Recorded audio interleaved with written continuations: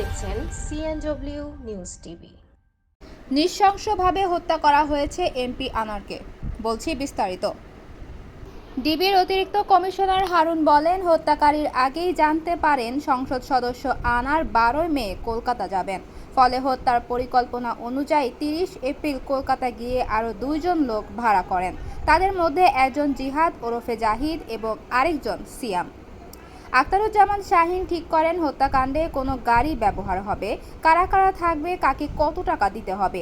কলকাতার ওই ভাড়া বাসায় 5 থেকে 6 জনকে রেখে আখতারুজ্জামান শাহিন 10ই মে বাংলাদেশ চলে আসেন। ঘটনার দিন সংসদ সদস্য আনার বন্ধুর বাসা থেকে বের হয়ে একটি সাদা গাড়িতে করে ফয়সাল নামের একজন ব্যক্তির কাছে যান। সেখান থেকে এই গাড়িতে ওঠেন মূল হত্যাকারী আমানুল্লাহ। গাড়িটি চালাচ্ছিলেন ভারতীয় নাগরিক রাজা। ওই রাজা তাদের নিয়ে ওই বাসায় পৌঁছে দেন। আনার ওই বাসায় যাওয়ার পরপরই মুস্তাফিজ নামের আরেক ব্যক্তি সেখানে যান। জিহাদ ওরফে জাহিদ এবং সিয়াম আগেই বাসার ভেতরে ছিলেন। বাসায় ঢোকার আধা ঘন্টার মধ্যেই এই নৃশংস হত্যাকাণ্ড সংঘটিত হয়। হত্যার আধা ঘন্টা বা 1 ঘন্টা পরে তাদের মধ্যে একজন বের হয়ে যান। তিনি ভিকটিমের মোবাইল ফোন দিয়ে কিছু মেসেজ পাঠান বিভিন্ন লোককে। বিষয়টিকে ভিন্ন খাতে প্রবাহিত করাই তারা এই মেসেজ পাঠান। হারুনুর রশিদ বলেন, হত্যাকারীদের পরিকল্পনা ছিল লাশটি এমনভাবে গুম করা হবে যাতে কেউ কোনোদিন খুঁজে না পায়, যেই কারণে তারা ভিকটিমের শরীরকে বিভিন্ন পার্টে ভাগ করে ফেলে, হাড়ের সঙ্গে মাংস আলাদা করে ফেলে এবং মাংস সুটকেসে করে মূল হত্যাকারী আমানুল্লাহ ও জাহিদ বা জিহাদ দুজন দুটি ব্রিফকেস করে পাবলিক টয়লেটের কাছে নিয়ে যান। সেখানে একটি গাড়ি নিয়ে আগে থেকেই অপেক্ষা করছিলেন সিয়াম।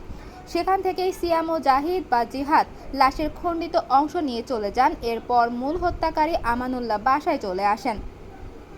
পরদিন আমানুল্লাহ ও আরও দুজন বাকি মাংসগুলোকে পলিথিনে করে সরিয়ে ফেলেন। মাংসগুলো যদি পথে কেউ ধরে এ ভয়ে হলুদে গুঁড়া মেশায় যাতে তারা বলতে পারে বাজার থেকে কিনে এনেছে।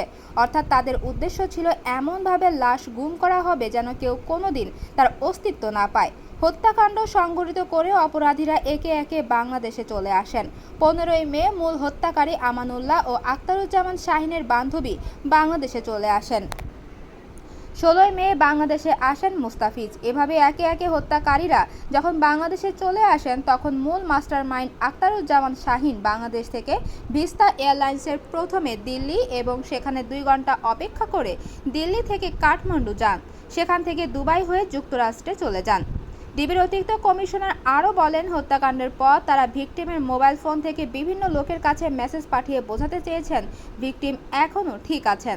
সর্বশেষ 18 মে পাঠানো মেসেজ বলা হয়, আমি দিল্লি যাচ্ছি, সেখানে স্বরাষ্ট্রমন্ত্রীর সঙ্গে আমার সাক্ষাৎ হবে, সেখানে বাংলাদেশের প্রধানমন্ত্রীও যাবে, মন্ত্রিত্ব পাওয়ার বিষয়ে কথা হবে। অপরাধীরা অপরাধ করে ডিভাইসের মাধ্যমে অপরাধ তদন্তকারী সংস্থাকে ভিন্ন খাতে নেওয়ার চেষ্টা করে।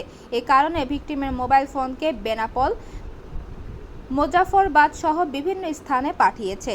এক প্রশ্নের জবাবে তিনি বলেন, কী কারণে হত্যাকাণ্ড সেটি আমরা পরে বের করব, কারা এর সঙ্গে জড়িত তাদের সবকিছুই আমরা পেয়েছি।